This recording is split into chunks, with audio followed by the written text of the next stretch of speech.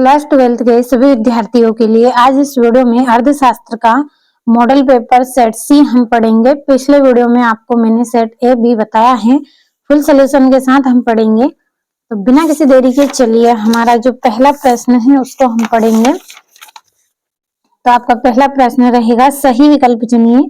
पहला है व्यष्टि अर्थशास्त्र संबंधित है, तो यह किससे संबंधित है? व्यक्तिगत मात्राओं से संबंधित है। दूसरा है उपभोक्ता के संतुलन का उदासीनता वक्र विश्लेषण आधारित है, तो किस पर आधारित है? तो इसका आंसर आपका रहेगा क्रमवाचक उपयोगिता पर आधारित है। तीसरा आपका प्रश्न है, जब सीमांत ऋणात्मक होती है तब कुल उपयोगिता होती है, तो कितनी रहेगी? घटती दर से बढ़ती है।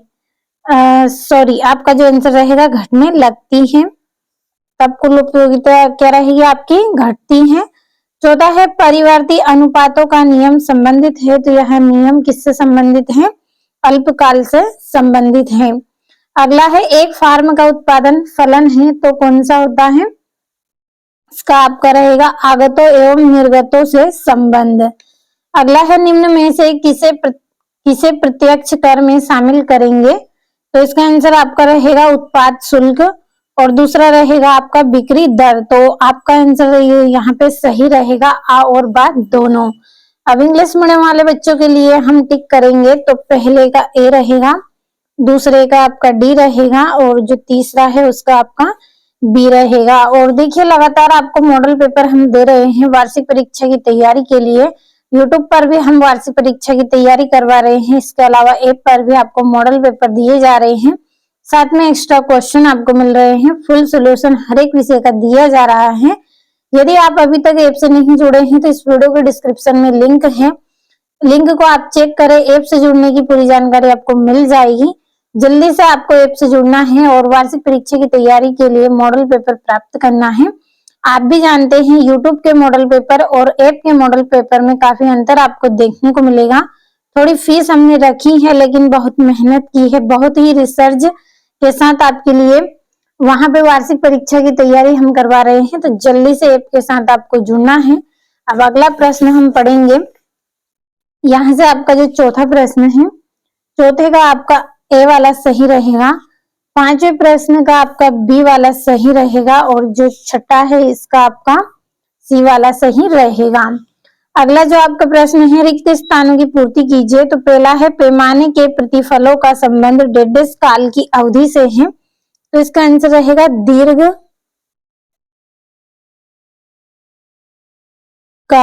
दीर्घकालीन काल से है। दूसरा है पूर्ति का नियम कीमत और वस्तु की पूर्ति के बीच डेढ़ संबंध को बताता है, तो प्रत्यक्ष।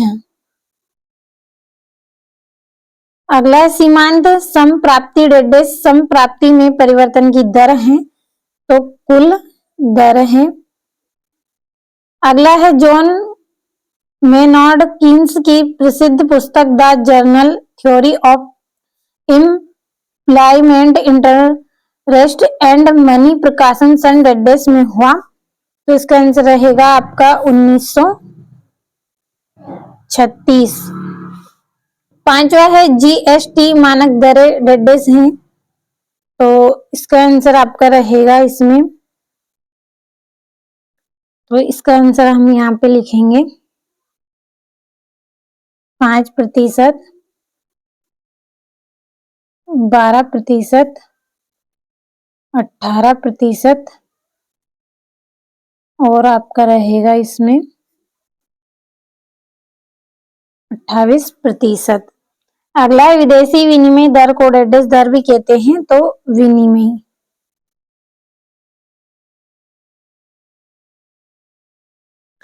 अगला आपका जो प्रश्न है इंग्लिश मीडियम वालों के लिए भर दिया है, कंप्लीट आपको अच्छे से कर लेना है। चलिए अगले प्रश्न की ओर हम बढ़ेंगे।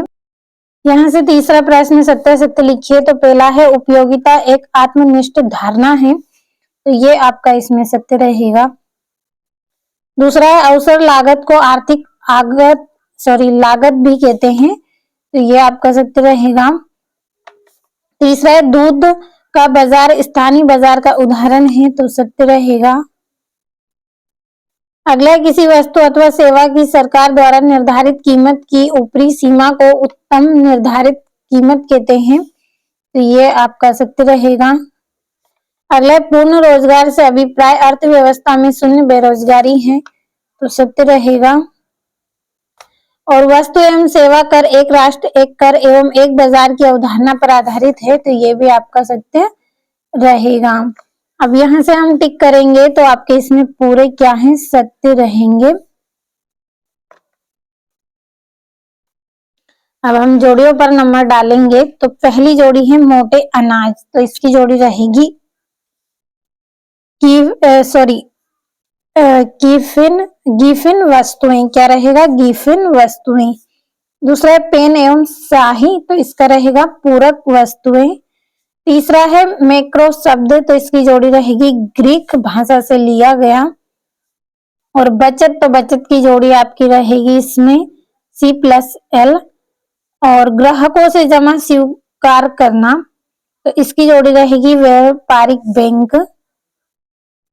और सीमांत उपयोग प्रवृत्ति, तो इसकी जोड़ी आपकी यहाँ पे रहेगी ये वाली।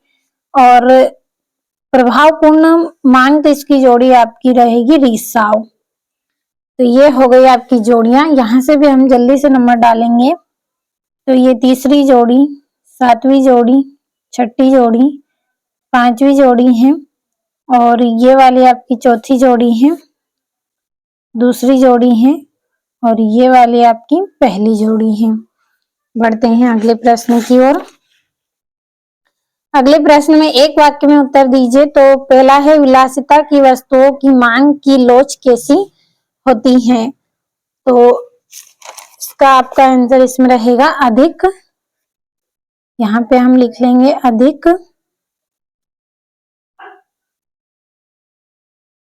अधिक लोचदार वस्तुओं की मांग इसमें होती है। दूसरा है टंकी में रखा पानी किसका एक उदाहरण है, तो यह जो पानी है स्थिर स्टॉक का उदाहरण है, स्थिर स्टॉक। अगला है भारत में बैंकों का बैंक कौन है, तो भारतीय रिजर्व बैंक। अगला तरल कोषा अनुपात बढ़ाने से मुद्रा की पूर्ति पर क्या प्रभाव पड़ेगा, तो मुद्रा की पूर्ति कम हो जाएगी। मुद्रा की पूर्ति कम हो जाएगी। अगला प्रत्याशित निवेश किसे कहते हैं, तो इसकी परिभाषा हम बाद में लिखेंगे, पहले अगले प्रश्न को हम भरेंगे। तो अगला है प्रत्याशित निवेश किसे बजट के दो संघटक लिखिए। तो इसका जो आपका प्रश्न है, चलिए हम पहले पांचवे को ही भरेंगे क्योंकि दोनों के आंसर बड़े हैं। तो प्रत्याशित निवेश किसे कहते हैं, तो वहां निवेश जो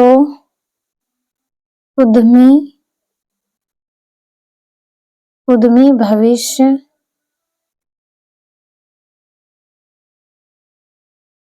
में आय अर्जित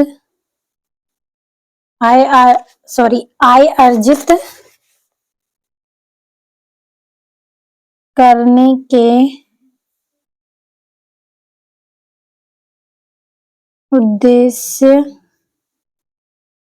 उद्देश्य से करने की योजना बनाते हैं, उसे क्या बोलते हैं, प्रत्याशित निवेश कहते हैं। अगला है आपका बजट के दो संघटक अवयव को आपको लिखना है, तो मैं यहाँ पे नंबर डालकर लिख रही हूँ। इसका आंसर क्या है, राजस्व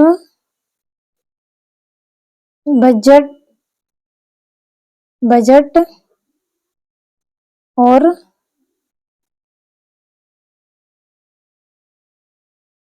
पूंजी बजट। और जो 7वां है आपका, यहाँ पे इसका नंबर मैं यहाँ पे डालकर लिख रही हूँ। चालू खाता किसे कहते हैं? तो चालू खाता हम कहेंगे देश के दृश्य और अदृश्य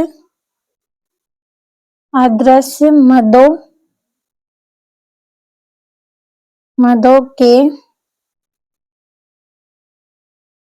आयात और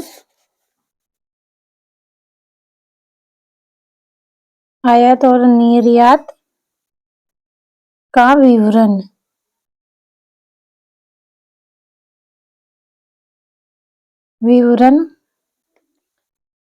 को क्या कहते हैं? चालू खाता कहते हैं। तो समझ में आपको आया होगा। यहाँ से इंग्लिश मीडियम वाले बच्चे आप भी इनको कंप्लीट करें। प्रश्नों को हम पढ़ेंगे। तो छठा है व्यष्टि अर्थशास्त्र किसे कहते हैं? 7वें में मांग की कीमत लोच का अर्थ लिखिए। 8वें में अदृश्य हाथ किसे कहते हैं? तो बाकी प्रश्नों को अच्छे से आपको ध्यान से पढ़ लेना है, अच्छे से समझना है। यहाँ से अगला प्रश्न, फार्मों की एक स्थिर संख्या होने पर पूर्ण प्रतिस्पर्धा बाजार में कीमत का निर्धारण किस प्रकार होता है? व्याख्या कीजिए। 10वें में हस्तांतरण भुगतान क्या है? और 11वें में दोहरी गणना की समस्या क्या है? इससे कैसे बचा जा सकता है? तो बाकी प्रश्नों को अच्छे से आपको पढ़ लेना है, क्योंकि समय भी आपका बचाना है। केवल इसीलिए मैं आपको यहाँ पे कम एक्सप्लेन कर रही हूँ क्वेश्चनों को, तो अच्छे से कंप्लीट कर लेना है। और ज्यादा सोचे नहीं, आप जल्दी से ऐप का सब्सक्रिप्शन लें और ऐप के साथ आप जुड़े और मॉडल पेपर आप प्राप्त करें जल्दी से जल्दी, क्योंकि समय भी आपके पास बहुत कम है। पूरी तरह से आपको वहां पे तैयारी करवा रहे हैं एग्जाम की, तो जल्दी से ऐप के साथ जुड़ना है। वीडियो के डिस्क्रिप्शन में लिंक है, चेक एक बार आप जरूर करें। और आज इस वीडियो में मैंने आपको अर्थशास्त्र का सेट सी बताया है। अगले वीडियो में हमारा चौथा सेट हम पढ़ेंगे। जब तक सेट सी, ए और बी तीनों को आपको अच्छे से कंप्लीट कर लेना है।